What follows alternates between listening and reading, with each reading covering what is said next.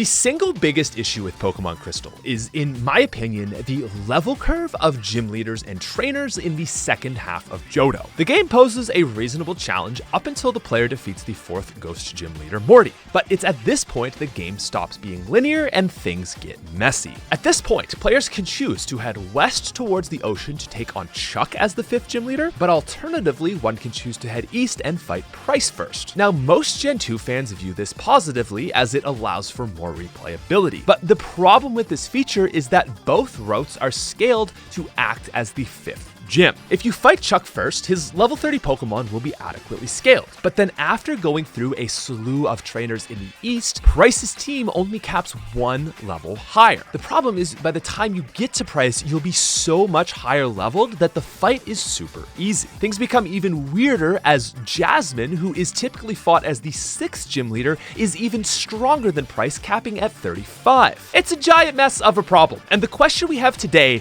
is, how do we fix it? I'm making my own Gen 2 ROM hack, which is attempting to make fixes to oversights such as the level curve while staying true to the original vision of Crystal. In this video, I'm first going to explain my solution that fixes the level curve so that no matter what way we play the game, things don't get too easy in the later half. From there, we'll take a deeper dive into the trainers and levels, finally wrapping up with the updated gym leader teams. This is a subscription checkpoint, so right now would be a great opportunity to help me get my silver play button. But to put my solution in simple terms, here it is. The levels of these 3 gym leaders are going to vary depending on how many gym badges you have. You heard me right. In our ROM hack, Chuck, Price, and Jasmine are going to be leveled higher or lower based on what order the player chooses to fight them. Now, this change alone makes the Gen 2 mid-game significantly better, but this alone, unfortunately, will still not fix Crystal. And that's because the issue runs deeper than the 3 gym leaders. To better understand this issue, let's take a look at this graph to highlight the game's gym leader level curve. From Faulkner up to Chuck at level 30, you can see it rises very smoothly, with each gym leader getting roughly 5 levels stronger from the previous. But if the player fights Jasmine immediately after Chuck, there's this huge spike with no trainers to prepare for. What's worse is that then the 7th gym leader decreases in levels. It's also worth noting that the game then has to make up for this with a huge spike of 9 levels up to the final gym. Now, what my solution solves is that no matter what order you choose to fight these gym leaders,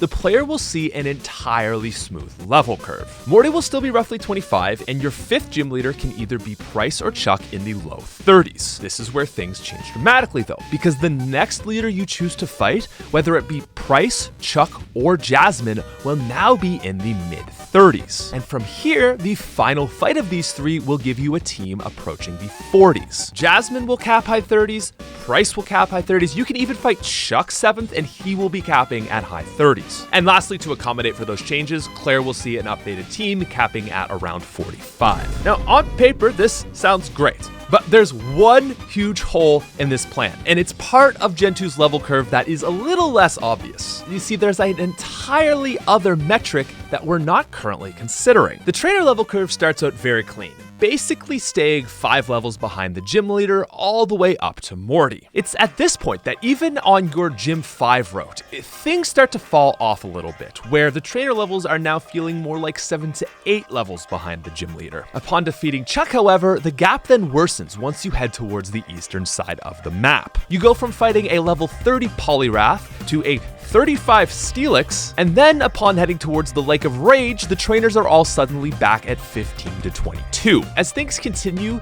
the levels do eventually pick up by the end of the Rocket Hideout, but the damage is already done. The pacing is ruined, your Pokemon fall behind in levels, and without grinding, your team will fail to get anywhere close to the 8th gym leader. You'll be training your level 30 Pokemon against level 25 trainers to prepare for a fight against a level 40 Kingdra. It's a mess. So yeah, the level curve of Price, Chuck, and Jasmine is a problem, but it's really the underlying route trainers that are causing the bigger issues here. And so if we want to truly fix the pacing of the game, we also need to bring up the levels of these said trainers. Now, it took a good deal of coding manpower to even get these 3 gym leaders to dynamically scale. So there's no way we could possibly do this for the over 50 trainers that exist in the mid-game section. This means that while the gym leader teams will vary, we have to find a way to statically code the rest of the mid-game trainers so that no matter what route the player takes, the trainers will feel appropriately leveled. It's a little complicated, but now let's get into the details. For the most part, the early game of Gen 2 is scaled fine, and you won't notice any differences in this ROM hack. From the start of the game up to Morty, trainers are only going to see slight changes, with teams varying maybe 1 to 2 levels where I felt they were previously underleveled. Some teams have been modified to be a little more interesting, but my goal is to make sure it plays similarly. It's only once you defeat Morty and get Surf is where things get tricky, because we have to account for all of the traders in the areas of the Route 38 and Route 39 farmlands, the Lighthouse, the Ocean Routes, Route 42 and 43, heading up to Lake of Rage itself, the Rocket Hideout, and both Chuck and Price's junior trainers. You see the dilemma here? If we keep these trainers leveled as they are in the original Crystal, they'll be too weak when the player has to backtrack to the set of routes that they haven't passed through yet. But if we crank the levels up too high, the player taking the first route to Gym 5 will face way too much difficulty. Our goal is to find the perfect threading of the needle by increasing the level curve so that the fights aren't too hard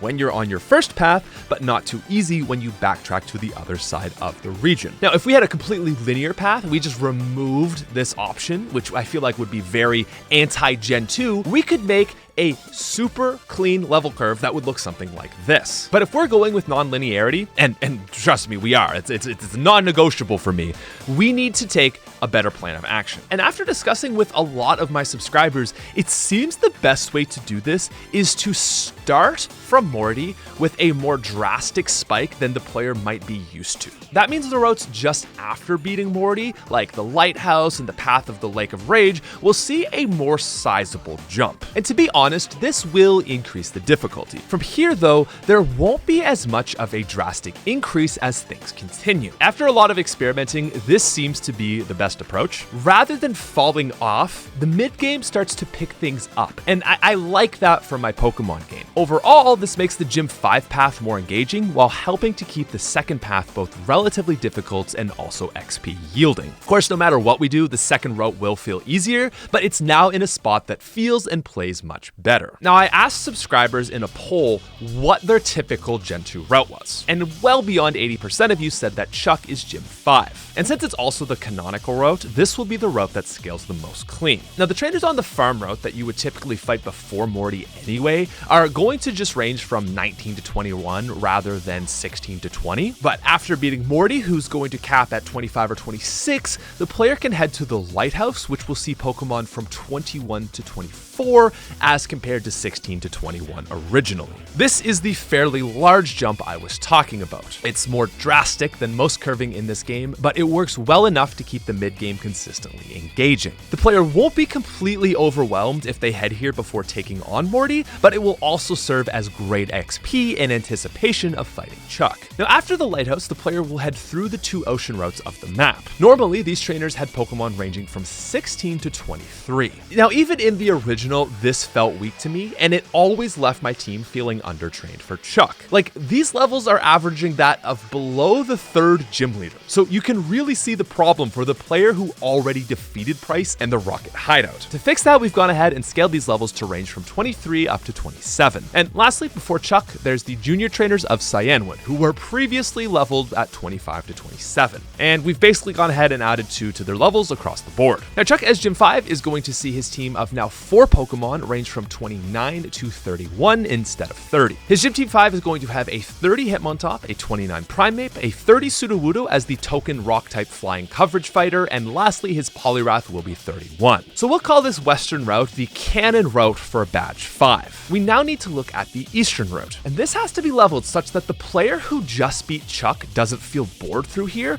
but we also must be extremely mindful of those who wish to take on the Lake of Rage, Rocket Hideout, and Price as their Badge 5 route. To begin, Route 42, which heads east of Ecruteak, is going to sit in a similar level range as the Lighthouse around 25. 4. This will be a bit of a drop for Chuck 5 players, but it's a small route and needs to be there to scale smoothly for those doing Price 5. Here though, the route which heads north to the Lake of Rage is going to see trainers ranging from 25 up to 27. This area would previously Pokemon ranging from 15 to 20 and is essentially mirroring the level curve of the ocean routes. Equivalent to the Lighthouse, players doing the Price 5 route will probably see this a little bit tough. Now Lake of Rage is a route that some forgot has trainers, but there are a few here and you will see them get a slight boost as well, ranging from 27 to 29. So as the Gym 5 route, this will definitely be the harder option, but I think it still feels good and provides a nice alternate route. As for the player coming from the Chuck portion of the map, the levels will feel super reasonable. From here, we finish up with the level 30 Gyarados, which is now feeling much more appropriately leveled, and turn our attention towards the Rocket Hideout. Previously, the first layer of the Rocket Hideout had the secret trap rockets, which were leveled between 16 and 18, and regardless of the route the player took, it was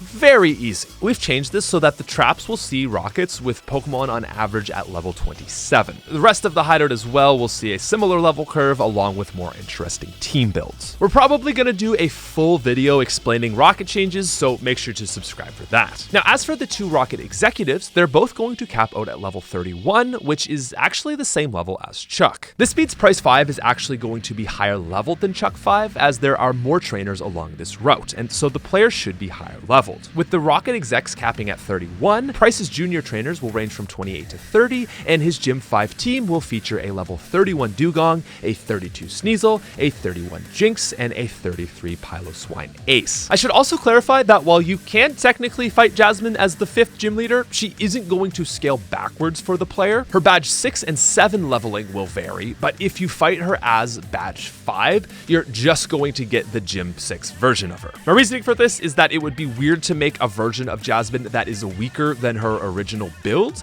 especially because Jasmine 5 is such a rare route that few people ever take. Now, with the 2 possible Gym 5 routes covered, let's take a peek at the options the player has for Gym 6. Jumping back to our canonical route, upon defeating Chuck for badge 5, the most common choice the player will take is to fight Jasmine next. While this will always remain open as a potential option to the player, I'm going to try and incentivize them to not do this. Instead, I'm going to guide them towards defeating the Rockets first rather than taking her on immediately after Chuck. My reasoning for this is that Jasmine is canonically the 7th strongest Johto gym leader. Despite her placement on the trainer card, most people only fight Jasmine 6th because she's available and it's convenient. But really, Chuck into Price and then Jasmine is the properly level scaled route. So I'm not going to force the players to take any route, but I'm going to scale Jasmine such that it's in the player's best interest to clear the Lake of Rage and Rockets and then fight Gym 6, whatever that be. There's also an equivalency reasoning for this. If you fight Price as the 5th gym leader, you then have to go through the ocean anyway, fighting all those other trainers to get the secret potion to reach Jasmine. So level-wise and pacing-wise, it just makes more sense that no matter what way you fight Gym 6 and 7, you've cleared all the routes already. Now, to simply suggest this route to players, I'm first adding some lines of dialogue in the game to basically tell players that Jasmine should be fought 7th. In Olivine, both your rival and a random sailor will now mention that Jasmine is really tough, and upon healing Ampharos, she herself will mention that Steel type is really powerful and that you might want to beat Chuck and Price before trying your luck with her. Now, with the changed level curves, it's actually going to be quite logical to not fight Jasmine immediately after Chuck. Jasmine is going to be at level 36, but she now has 2 additional Pokemon, and this makes going from Price to Jasmine immediately a very difficult fight. While not impossible, the back-to-back fights will be difficult. Now, Price is going to be looking the exact same as Jasmine with 5 Pokemon capped at 36. So with equal scaling, the player is free to fight whoever they want. It's just going to be easier for them if they go through the rest of the trainer routes first. Also, alternatively, Chuck's Gym 6 team is also going to be on par at level 36. This team will see a level 35 Hitmontop, a 35 Sudowoodo, a 34 Primeape, a 35 Pinsir, which has been added, and a 36 Poliwrath. Now, I know this is information overload. I know it's getting complicated, so let me summarize quickly. We have the Western route, which will go through the ocean, fight Chuck for Gym 5, defeat the Rockets, take on Price or Jasmine for 6, and then defeat the other one as Gym 7. The alternate Eastern route will go through the Lake of Rage and Rockets first, fight Price as Gym 5, head through the ocean, fight Chuck as Gym 6, and then see Jasmine as Gym 7. This, along with fighting Jasmine immediately after Chuck, are the 4 routes that 99% of players will take. Now, what about the Gym 7 teams? All 3 of these Gym Leaders Badge 7 teams are going to see the exact same levels, with their first 4 Pokemon at level 38 and their ace capping level 39. Since in nearly every route, the 7th Gym Leader is going to be fought immediately after the 6th, it didn't make sense to do a full 5 level jump, and so 3 levels feels like enough. So first off, we have Chuck as Badge 7, which is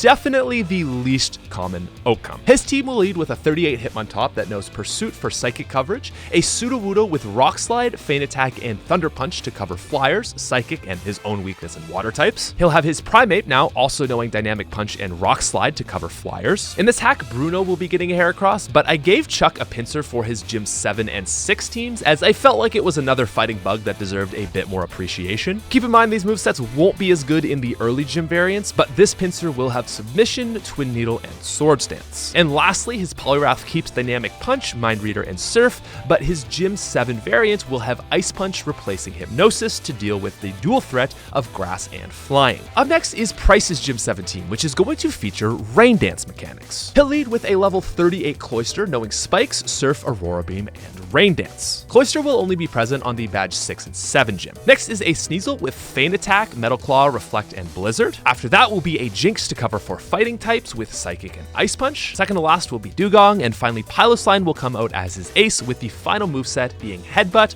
Earthquake, Rock Smash, and Blizzard. Now, lastly, we have Jasmine, who again, despite having equal levels, is going to be the strongest of the 3, simply because Steel is so good. Unlike the other 2 leaders, her movesets will see very little variation, in a further attempt to ensure she is the strongest regardless of the order she is faced in. Her team will consist of a Skarmory with Sandstorm, Drill Peck, Protect, and Mudslap, a Magneton with Thunderbolt, Tri-Attack, Sonic Boom, and Thunder Wave, a Scizor with Slash, Swords Dance, Steel Wing, and Light Screen, an Ampharos that is ambiguously perhaps not the Ampharos in the Lighthouse, with Thunderbolt, Light Screen, Thunder Wave, and Iron Tail, and a Steelix with Crunch, Earthquake, Rock Slide, and Iron Tail. And there you have it, guys. It was that easy. Gen 2 is fixed. It's a lot of information, but I promise these changes will be worth it in the ROM hack. If you're interested in following along more, I recommend joining the Discord and subscribing, and I will see you in the next one.